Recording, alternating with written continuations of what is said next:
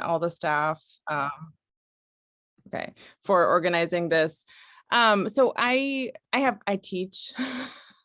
That's why we have a time limit. I'm sorry. And I'm an associate professor. But let me, I'm going to share my screen. Sorry. Oh, do not worry. It's my mistake. No, it's no problem. But I will, so I have some slides, and I'll be reading my presentation off my computer. So if something comes up in the chat, I may have a hard time seeing it. And I will try to kind of get through my material kind of quickly. I'll try not to speak too fast. But, you know, and here's like my first slide, you can kind of see. I like to kind of juxtapose them next to each other because for various reasons, but I like to have them there. And part of that, and I'll start now, but part of why I like to kind of put them next to each other like that is because in some ways it seems like there are very few thinkers who would be as diametrically opposed to one another as Leo Tolstoy and Andrea Dworkin, right? One of them is a 19th century Russian prolific writer, revered patriarch, often seen as a misogynist, who, after penning major works of world literature like War and Peace and Anna Karenina, basically disavowed sexuality and preached abstinence, pacifism, and anarchy. And the other, I don't know how familiar you are with her, is a 20th century second wave American feminist, former sex worker, and staunch critic of patriarchy and pornography. So these look like very, very different positionalities. And yet, even so, from these very remote places, chronologically, lifestyle, all kinds of ways, these people, these two thinkers, arrive at some very similar conclusions about gender and sexuality through very different paths. And you know, we know about Tolstoy's struggle with sexuality throughout most of his life, his own urges, his eventual view of sex as violent and dehumanizing. Eventually he said that, you know, human beings had to give up sex altogether in order to have loving relationships with one another. Now, whether he followed this or not, that's a different matter. We all know about that too.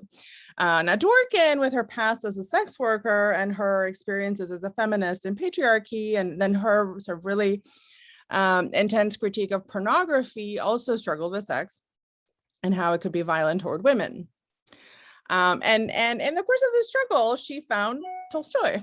And in her major feminist theory book, Intercourse, from 1987, she spends an entire chapter on the Quartus Sonata, you know, which, you know, we know what that's about. So I won't summarize it right now, but she confronts Tolstoy, the man, and all of his failings, but eventually ends up finding something more in this novella than that. And she ends up finding something in it that I think few found during Tolstoy's own time. Many of Tolstoy's contemporaries were either put off by his disavowal of sex or perceived the novella as erotic in ways that he was really frustrated about, and then felt compelled to write an afterword explaining what his, you know, positions were. So you know, we have Dworkin finding and appreciating Tolstoy, but then Tolstoy also perhaps being discovered by her and uncovered by her in a way that he wasn't perhaps in his own time. So I trace these connections. There hasn't been really anything about this in scholarship. Barbara Helt makes a connection between Tolstoy and late 20th century feminist thought, arguing that kind of the sexual politics of the 1980s, you know, were sort of echoed in some of the sexual politics in Tolstoy's works. She doesn't go much further than that, but it's an interesting kind of hint at some of what I'll be talking about today. It's also, you know, and then another thing that I have 3-4 different parts that are kind of preface, but another sort of interesting thing, and I take this approach here, is to also think about Tolstoy and other thinkers like, say, Schopenhauer, whose influence on him we know about, and to kind of note that there are moments where Tolstoy actually differs quite significantly from someone like Schopenhauer, but oddly agrees with Dworkin, right? And so I'll be looking at their ideas, the ideas of these two thinkers side by side, but then also thinking about, they may ideologically align at times, but they also differ. And I think, the comparison is interesting, but some of the tensions there are also really interesting. Because at some point, Dworkin, despite all of her sort of profound distaste for heterosexuality, is able to visualize the possibility of a positive sexual experience that is not violent. Now, she is really abstract about that, but Tolstoy can't even go there, right? His answer is abstinence. And then in turn, Dworkin, because she's a 20th century feminist thinker, is able to add some substance to some of the ways in which Tolstoy talks rather abstractly about how sexuality kills, or through metaphors, he talks about it. And Dworkin is comfortable talking about sex in a way that Tolstoy isn't. So they kind of also oddly complement one another in interesting ways and differ from one another. So I'll start with kind of, Tolstoy and misogyny. That's kind of my first topic. And I think this is a really interesting place to start when we think about this comparison. And again, here, Dworkin does not shy away from Tolstoy's biography, right?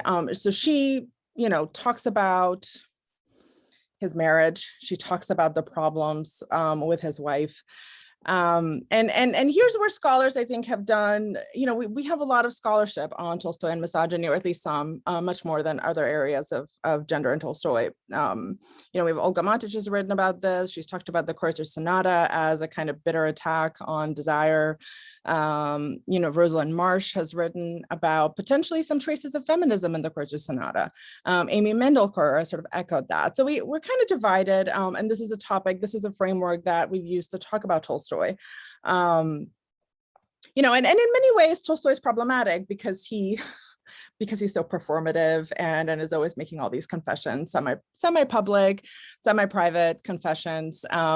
He really kind of forces us to see all of him all the time in a way that I think is problematic and difficult. But here's where I think Dworkin is useful, because she breaks out from some of these critical cliches, I think, in interesting ways. And she delves into his autobiography, and she talks about some of the ways in which he was problematic toward his wife.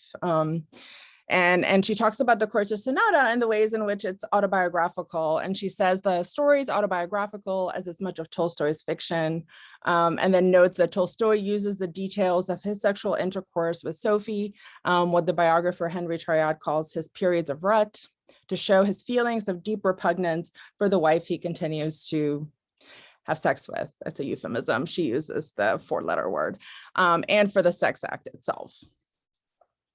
But as she's unpacking Tolstoy's personal distaste for intercourse, she confronts this question of misogyny, and then she observes that his repugnance is not only rooted on ongoing desire, but also in satiation, and situated on a real woman, Sonia, on whose body, inside whom it is expressed. Once a desire is satiated, and then once a desire is satiated in the sex act, his kind of antipathy for the woman and also for the act come out. So and this is Dworkin now, when he's done with her, he puts her aside with rude indifference and cold distaste, is what she writes about Tolstoy. So she is not, Dworkin is in no way not taking into account what many, rightfully perceive as potentially Tolstoy's failures as a husband, as a man. But here's where she also has, and she finds all this deplorable. But here's where she also gives us a little bit more. She fleshes out Tolstoy's theoretical ideas, I think, in really interesting detail, beginning with his analysis of gender inequality and the Quartus Sonata. She explains how in the novella, quote, Tolstoy locates his repulsion not in the woman's body, but in her inherent nature. I'm going to start over because it's important. Locates his repulsion not in the woman's body, not in her inherent nature, but in sexual intercourse, the nature of the act, what it means, the inequality of the sexes intrinsic to it, its morbid consequences to the dignity and self-esteem of men. So it's not, in her reading of Tolstoy, and this is quite accurate, it's not women that are worthy of hate, but it's the sex act itself. And if if Tolstoy the man doesn't know that, then I think we can argue that Dworkin believes Tolstoy the author does. And I'll quote her again. In art, writes Dworkin about Tolstoy, he articulates with almost prophetic brilliance the elements that combine to make and keep women inferior, all of them originating in his view in sexual intercourse, because sexual intercourse requires objectification and therefore is exploitative. And therefore is exploitation. In life, he blamed and hated Sophie, feeling antagonism and repulsion because he wanted to have sex with her and did have sex with her. And so we can see this kind of compartmentalization of Tolstoy the man and Tolstoy the author. And the intent is not to inoculate one from the other, but it's to explore Tolstoy's ideas about intercourse outside of his own personal practices, which I think is interesting. And I think what this analysis shows us is that sufficing with the misogyny label doesn't really capture the kind of genuine theoretical depth of Tolstoy's ideas about gender and sexuality.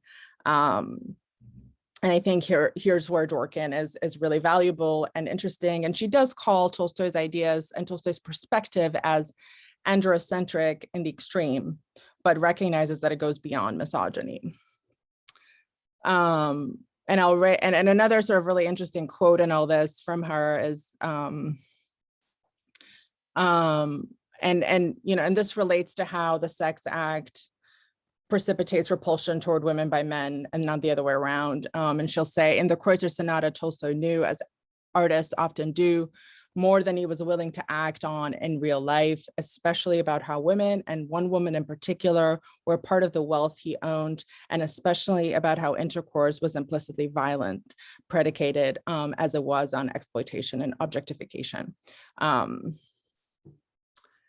And then a little bit further, and this is another important point, she says that his solution to the problem of sexuality in the Quartus Sonata, which is the end of intercourse, is a solution that she views as, quote, radical social change. So again, thinking about Tolstoy, the gender theorist, rather than Tolstoy, the man here.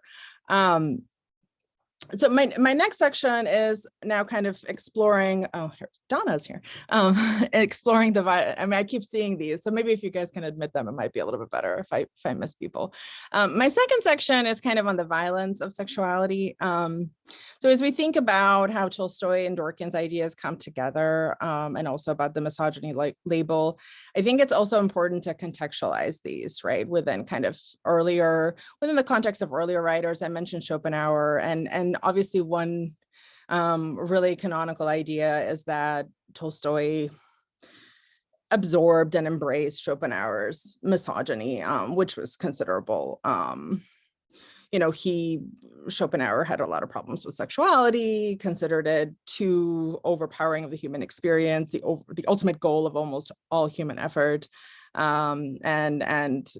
wrote in The World as Will and Representation that the genitals are the focus of the will, which it is what it is. But another aspect of his thinking, which comes up in an essay called On Women, is about, there's a lot of ideas there, and I'll try to just summarize quickly, but he talks about the sort of striking effect of a woman's beauty in her early years, and how this is meant to kind of ensnare men and force them into a position where they have to take care of these women for a lifetime, and might not be otherwise inclined to do so, but they're kind of pushed into this by the ensnaring beauty of women.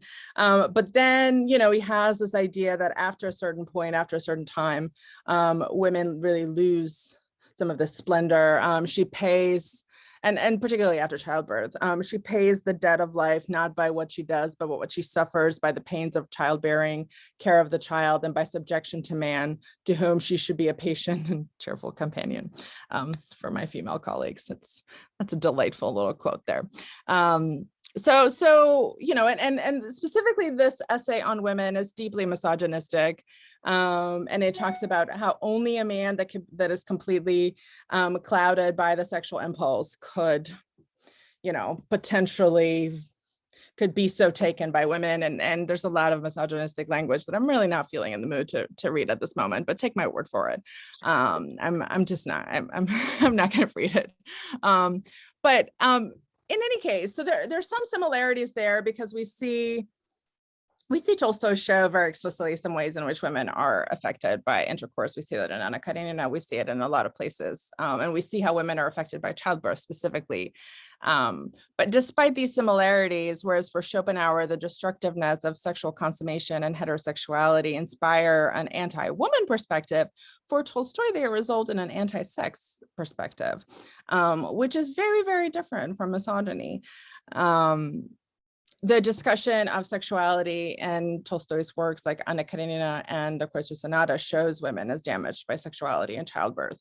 But again, Tolstoy shows the power inequalities between the sexes and all these things, but it doesn't go into a place of this is the fault of women, right? Instead of situating the distaste for sexuality on women, as Schopenhauer does, Tolstoy actually then echoes second wave feminist thinkers like Dworkin. Dworkin addresses how sexuality can help formulate identity and argues that in conventionally understood heterosexuality, quote, it is the differential in power that allows for force as a natural and inevitable part of intercourse. And so you have this kind of construction of gender as an inequality that results from intercourse. And I'll try to skip a little bit, but she's, and just like Tolstoy, she's very anti-sex. So she says intercourse remains a means or the means of physiologically making a woman inferior. But then again, this is what she's concerned with, is a sort of diminution of women and sexuality rather than assuming that this is inherent to them, right? She focuses on the cause. We see a male dominant gender hierarchy in which the woman becomes objectified and, quote, transforms herself into a thing. I think probably, and this is now my third section, so where I talk a little bit about Dworkin and the Quartus Sonata and Anna Karenina. And, I think the most significant place of intersection is obviously the Quartus Sonata. And this is a work in which Dworkin directly interprets and she draws from as she's formulating her own theories. But we also see, I think, an additional interesting intersection already kind of cropping up in Anna Karenina. So in the Quartus Sonata, obviously Posnichev's ideas directly foreshadow many of those advanced by Dworkin. Dworkin writes about the Quartus Sonata in Intercourse and says, quote, according to the killer husband, the murder was not one gross act. Sorry, someone just is coming in and out. Okay, so according to the killer husband, the murder was not one gross act of physical and violent rage. Instead, the killing was slow over the long years of their marriage, a consequence of the sex he wanted from her. She cites one of Posnichev's lines in the novella, quote, you think I am straying from my subject? Not at all. I am telling you how I killed my wife. And as Dworkin extrapolates, the sexual use of her was the killing. I'm gonna see if, here, hold on. Not yet, sorry. So in this sense, what both Dworkin and Tolstoy kind of together seem to be suggesting is that the killing is preceded the stabbing itself and is simply a kind of a culmination of multiple violations of the woman and sex.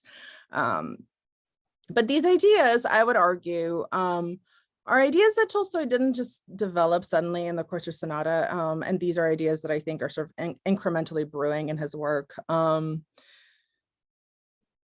Dworkin argues in her discussion of the Quartus Sonata that Tolstoy preaches the end of intercourse because, again, I'll do a euphemism again.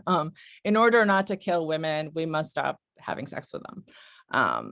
And already in Anna Karenina, Tolstoy is alluding to the destructive and outright violent nature of sexuality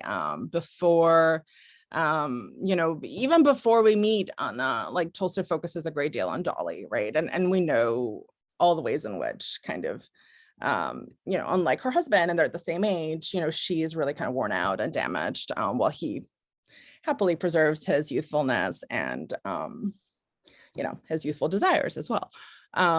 now in the context of Anna, who doesn't experience as many births as Dolly, Tolstoy is more focused on the effects of sexuality for itself rather than through childbirth. And we learn fairly early on that, the budding relationship between Anna and Vronsky is shaped by sexuality. And here's where I think the novel's various drafts can be helpful, I think, in illustrating some of Tolstoy's ideas. He explains in the drafts that, and again, I mean, maybe he didn't want us to know this, right? I'm always skeptical about drafts, but we learn in the drafts that Anna never knew passion in her youth, and was married to Karenina, by her aunt, and the author and Tolstoy kind of muses that her experience of sexual passion with Vronsky for the first time is coming into fruition for the first time as a mature 30-year-old woman, and so it's therefore more intense than it could have been if it had happened in her youth.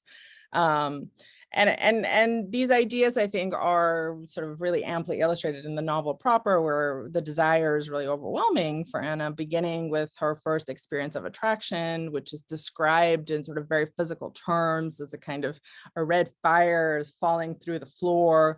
We all know about those descriptions.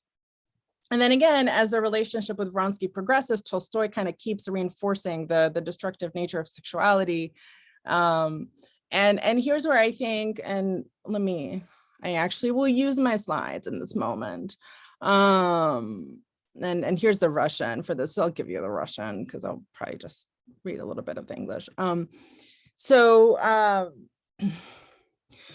This is, again, really famous scene. And we know about Tolstoy's really famous kind of description of the sexual consummation in terms of murder.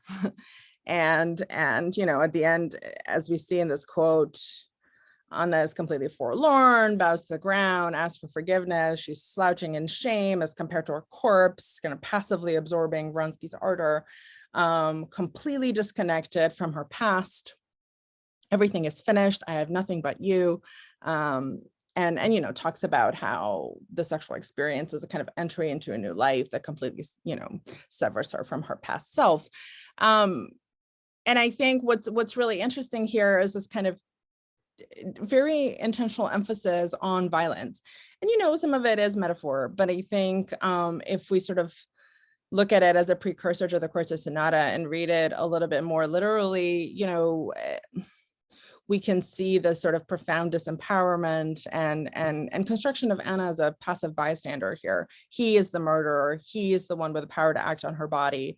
So the violence of sexuality and the sexuality of violence really kind of coming together in the sexual realm, potentially to keep women in a subservient role. And I find this quote really, I find this eventual description of the sex scene really interesting in the context of the drafts, again, because if we view Tolstoy's description as more as just a kind of rhetorical maneuver, ornate metaphorical language, but deliberate interweaving, I think that fits very nicely with kind of what we see later in the Quartus Sonata and the sort of connection between Dworkin and Tolstoy. And I think it's interesting to see some of Tolstoy's kind of experimentations of how he was going to kind of capture the scene, because he didn't always write it as murder, right? There were other ways in which he depicted the scene that were more positive, that were intimate, that even sort of lyrical. And we have, there's this quote that I just put up where, and the deleted scene, there's a deleted line at the bottom where we're told that Vronsky did what he had long wanted to do. But it identifies this moment as potentially kind of alternative,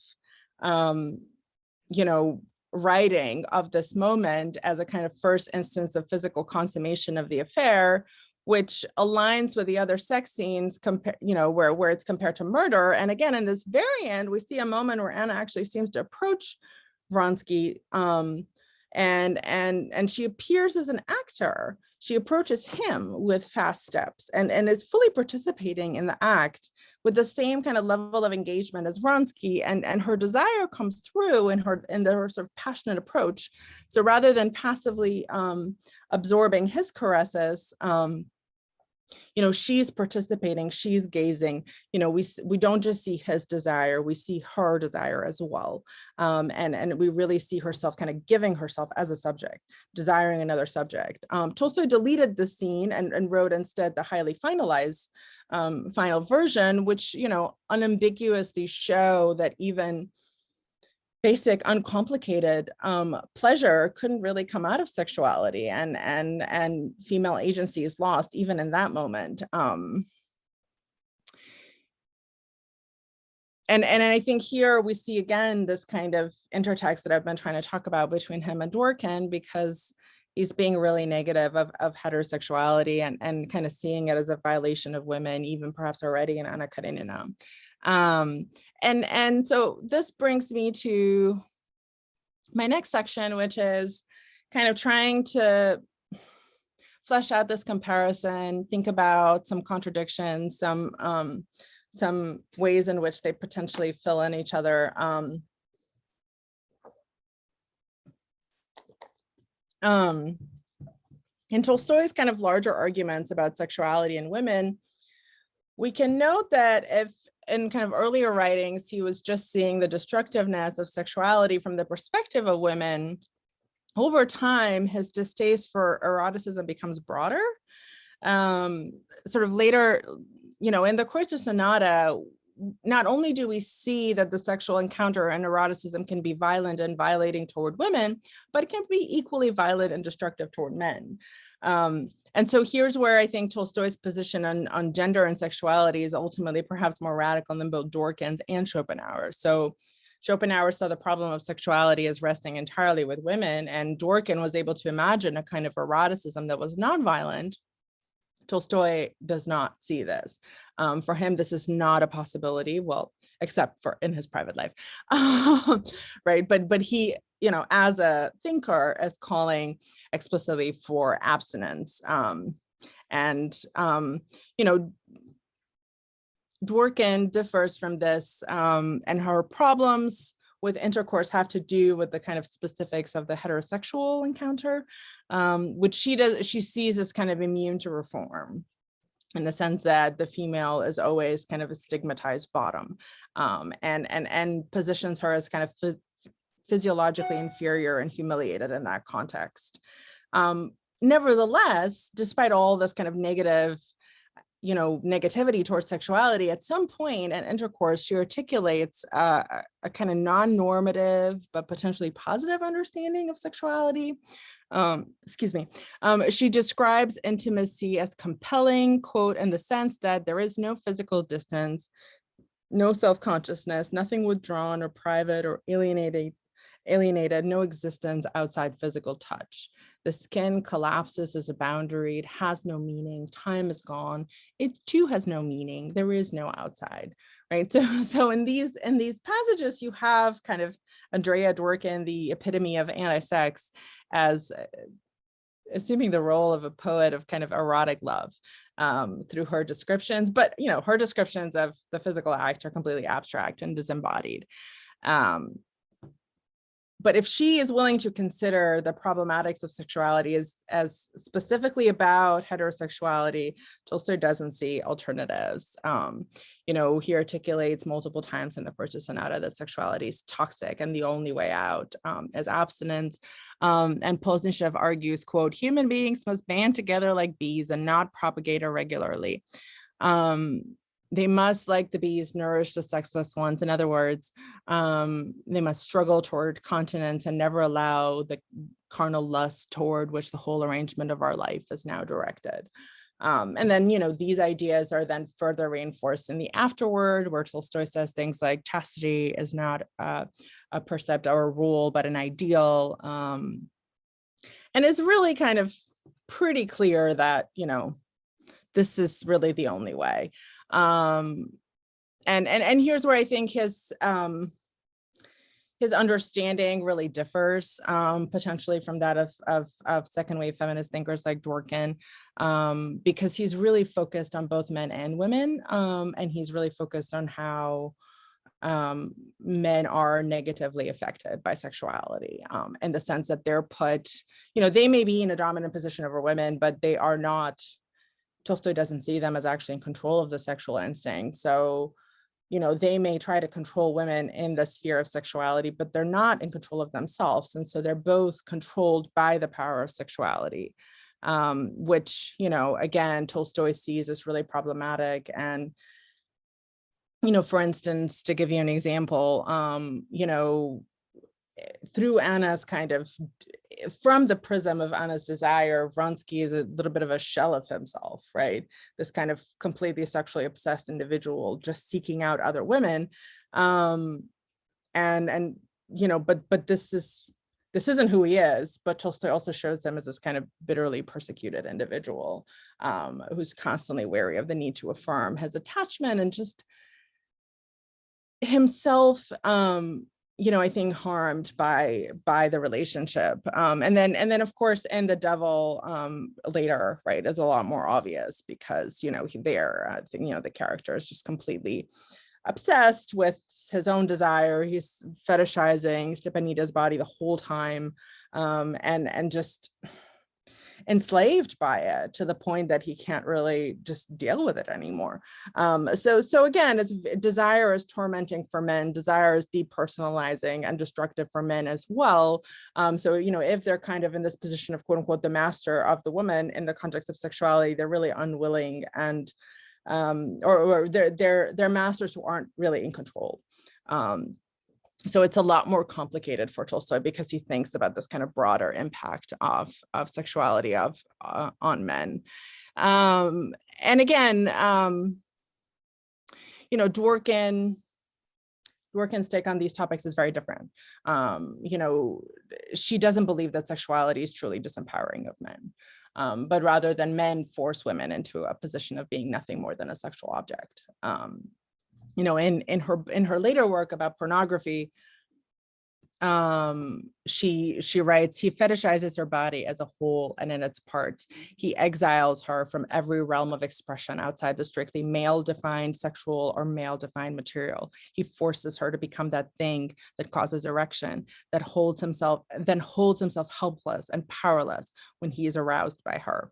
So that is a very kind of direct contradiction, right? Because you read Tolstoy, you think, oh, men are just, the desire is so overwhelming, and Dworkin is very much critical of that notion. So I think that's a really important point of difference. And then Dworkin also says that men are really frustrated when they see that women are more than the thing. His fury when she's not that thing, when she's either more or less that thing, is intense and punishing. And the thing is the sort of sexual object for male desire. And also, and this is kind of my more or less next to final point, but while Dworkin is not abstract, is abstract about the ways in which sexuality can be positive, she's not abstract about the ways in which she can be destructive.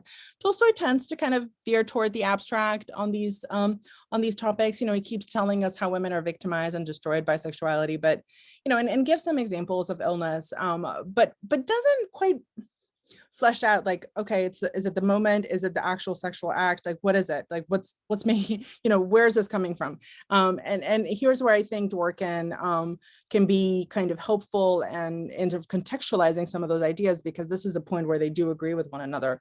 So I will show you this quote that I had put first. Sorry. Here we go.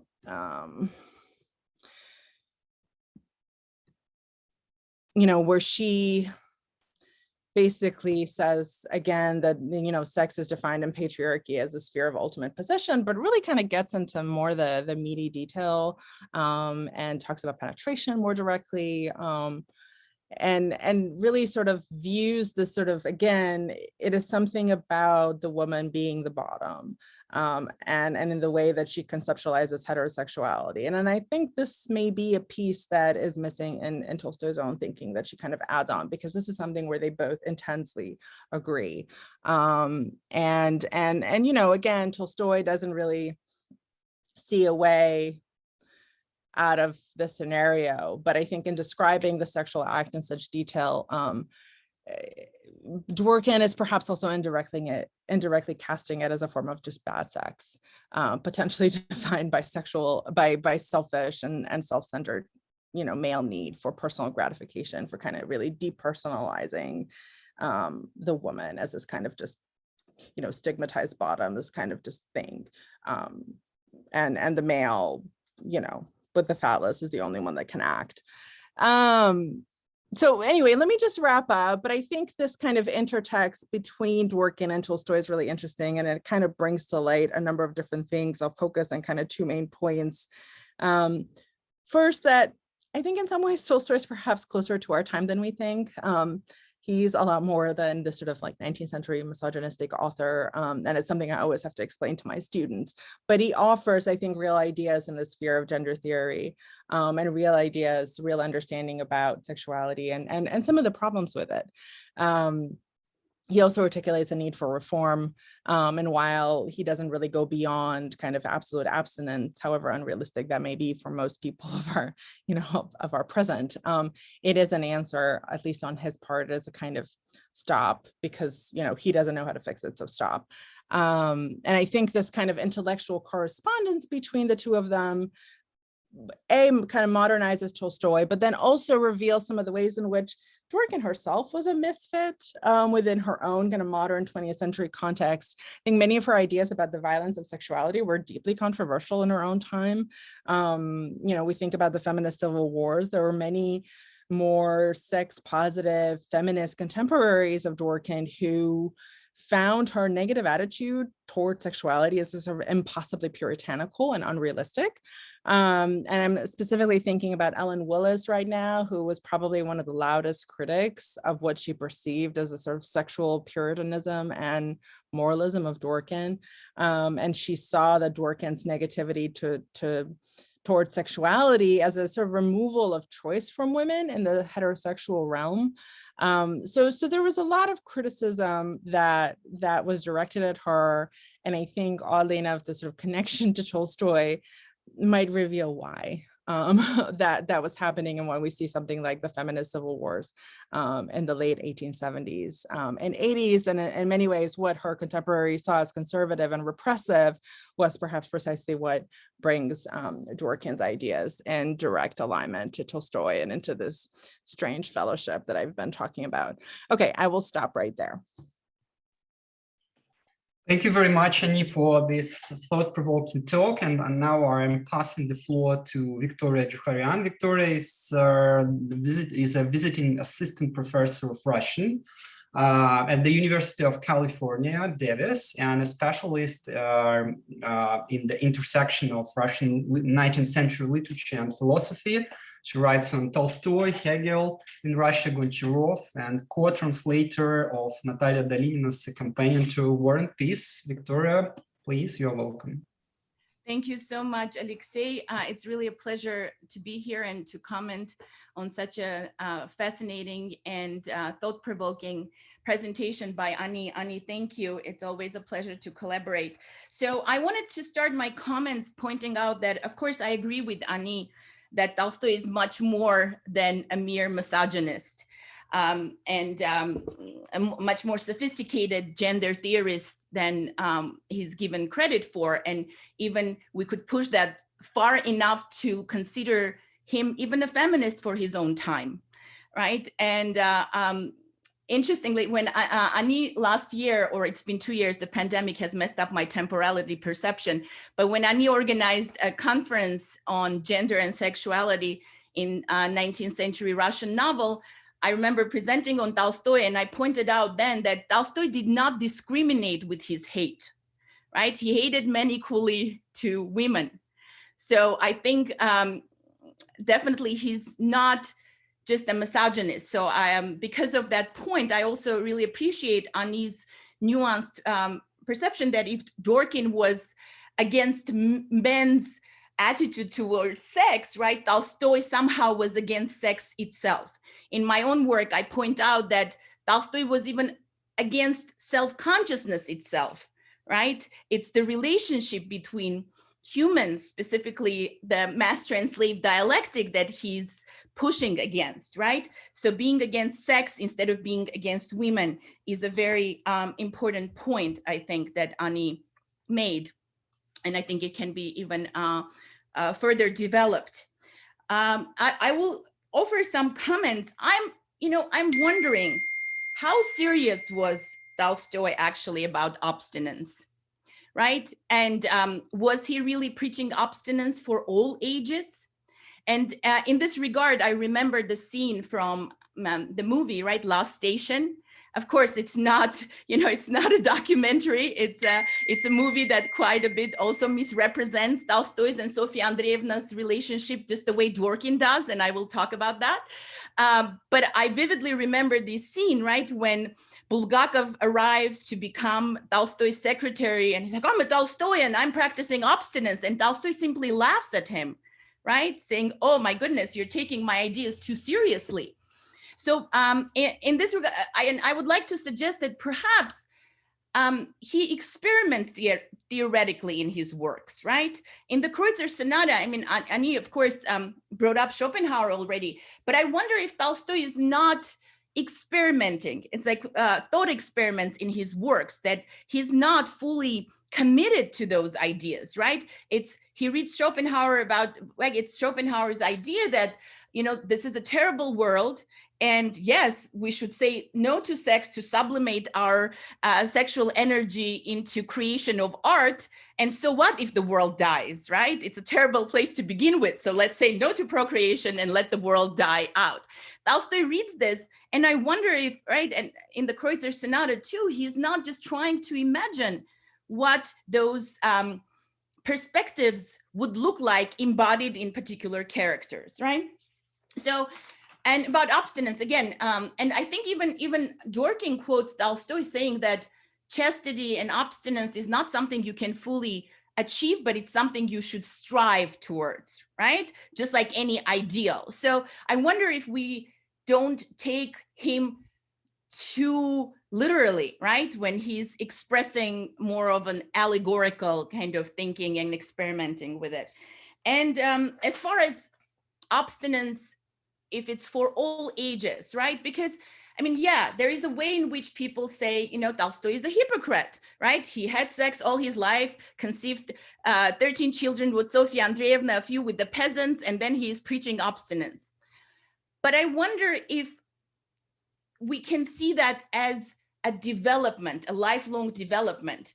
I mean, by the time we're 90, we should probably, right, start practicing abstinence. I mean, I'm being tongue-in-cheek here, but I think there is something to it, because if we look at Tolstoy's own development from this very passionate young man with a huge libido to someone who's trying to give up sexual relations, we can see that as a platonic development, right? Kind of preparing to die, right? And perhaps he's not, again, at some point, it just seems to be a logical development. So I wonder if there is something about that maybe, we shouldn't think that he's preaching abstinence to the young, but in fact, maybe trying to teach himself how to give it up, right? Dworkin also points out that, okay, the last year of his life, he stopped having sex with Sofia Andreevna and how she was going crazy because of that.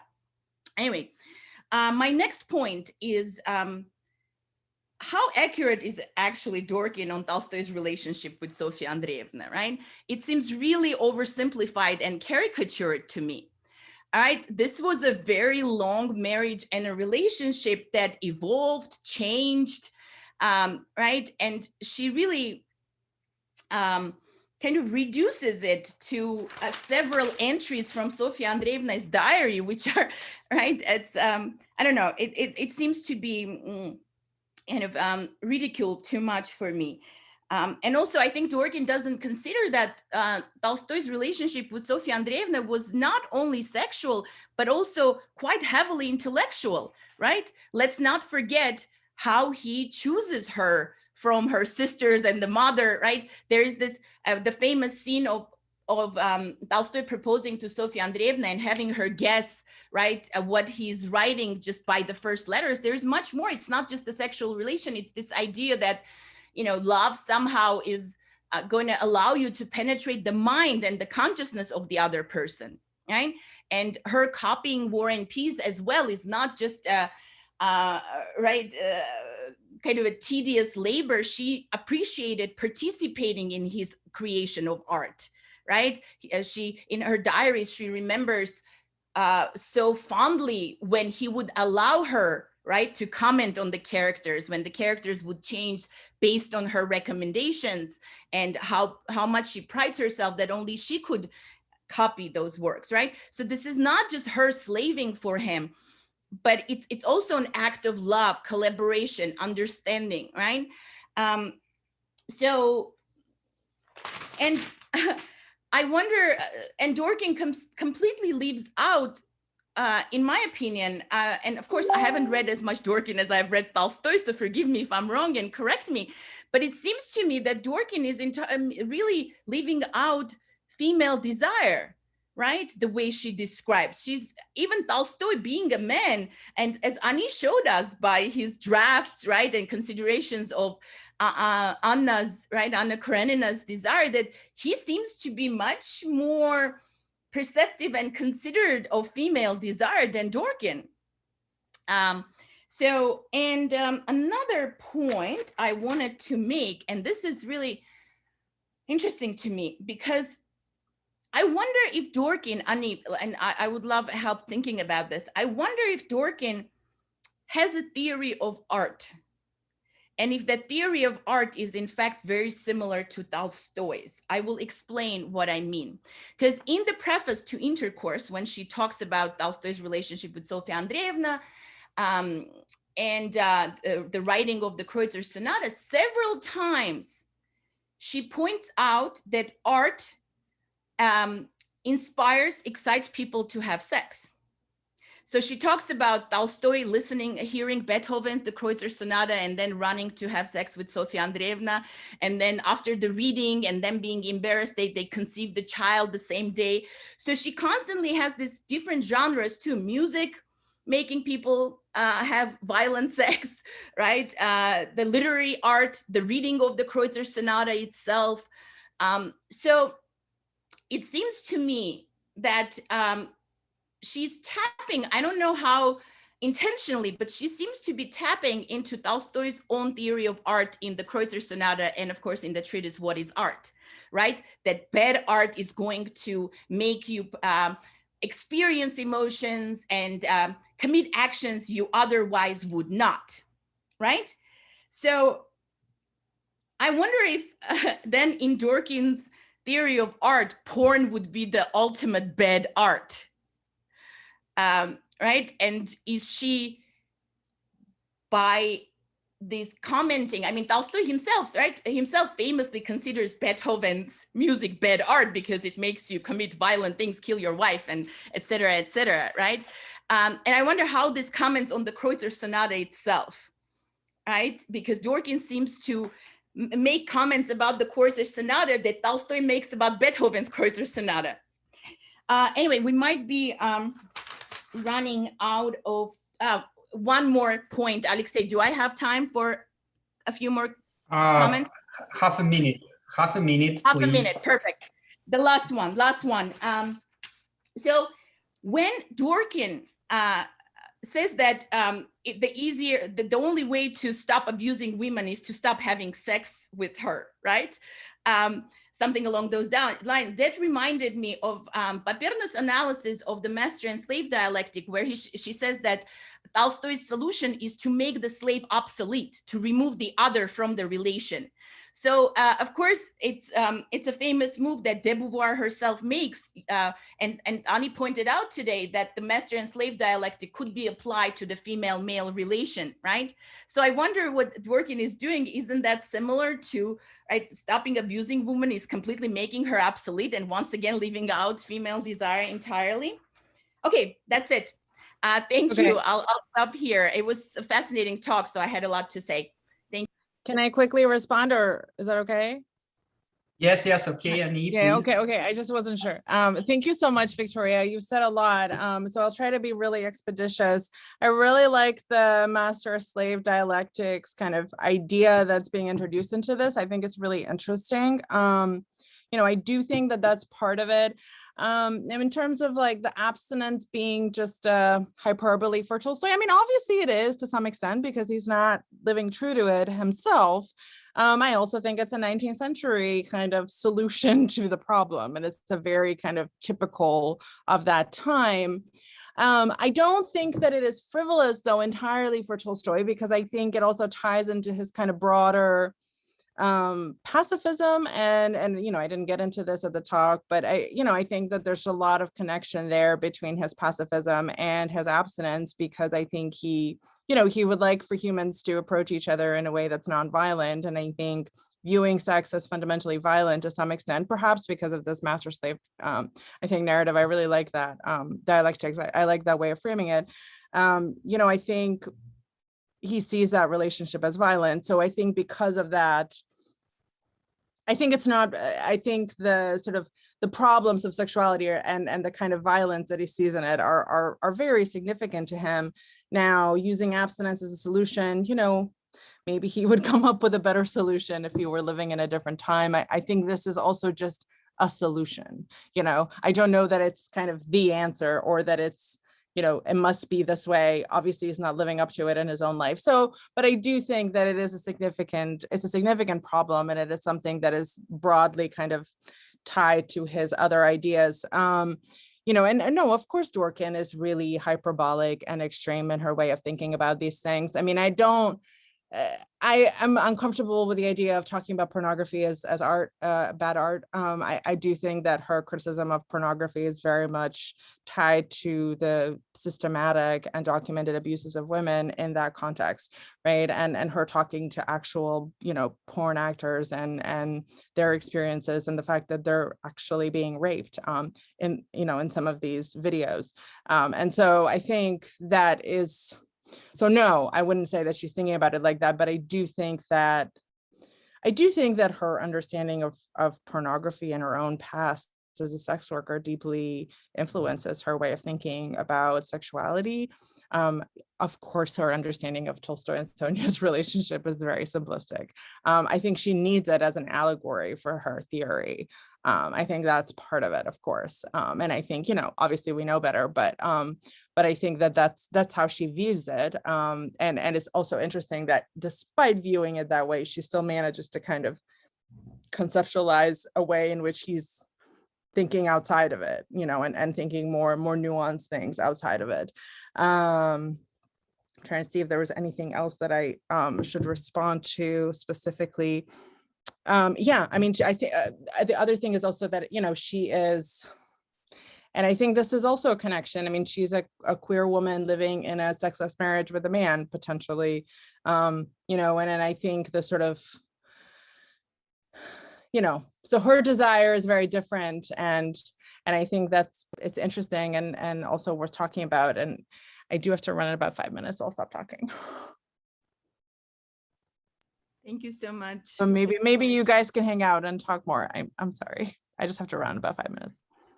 Okay. Yes. Thank you. And if you have a very quick and short question, you can ask our Donna. Yeah, you're welcome. Please. Hi, Donna. It's good to see you here. Donna, hi. unmute, Yes, please. hi. I'm unmuted, and hi, Hello. Ani, and everyone, dear friends. Really interesting subject, and I'm not sure I agree with everything, but bringing it up is really important. And I think one more piece that you want, and I've watched this evolve with you, and it's in a very interesting way. And also, I thought Victoria's comments were excellent. I think you need to take the Plato question into consideration, because Tolstoy read Plato. He's one of the most influential writers for Tolstoy. He read him in the early 50s. Pir, the Symposium, is his most important text. And that's about sex versus Plato's idea of eroticism and sex and another kind of love. And I think that is very much informing Tolstoy's exploration. I love the idea of Tolstoy's artistic works being experiments in how to handle this issue. So I would say sex, I would say Plato, and I would say you haven't talked about the body versus the mind or the soul. Victoria referred to it, and I know she's thinking that way, and you probably are too, Ani, but to start with Tolstoy's frame of reference, his Victorian uneasiness about the body and the way power is, the body is all about power and expanding itself at the expense of others, and that's what sex is. Just throwing in some more just ways of developing this extremely important subject that people ignore because they think that Tolstoy's view of sex is just old-fashioned. Well, Dworkin shows that it's not. Yeah, so I mean, I think that's really interesting, and I've written basically a book about this. So there I have a section about, not specifically about Plato, but I do have a section where I talk about, I mean, you know, for Tolstoy is kind of casting out the body, right, completely. So it makes it physically, you know, and we have, for instance, Kitty's birth. She's completely disembodied. I think Olga Matic talks about it. But, you know, there's no, you know, he is moving away from the body, right? And that may be the first cause here. That's certainly part of it. Absolutely. So I think that's a really interesting point. I remember something that I wanted to say earlier to Victoria, but I like I think this idea of age and sexuality is really interesting. I do think Tolstoy really struggles with sexuality in his early years. Obviously, he allows himself a lot more freedom then, but is really, really upset about it all the time. So, I mean, I think the question is a question and is a problem that is there from the beginning. He gives different answers to it. And also don't forget that especially at the beginning, it's that loss of control for him. Right. It's not just that he doesn't like the idea of possessing the woman. It's the idea that sex possesses him. Absolutely. And that disempowerment. And I think this is where Dworkin is a little bit, I think, very interesting, because her attitude is, oh, get over yourself. I mean, you know, like, you're not the victim here. Right. And I think for Tolstoy, he feels very victimized by the sexual impulse in some ways. And I think, you know, because it's like, who is the master and who is the slave? Exactly. Yeah. And it is very complicated for him. But anyway, there's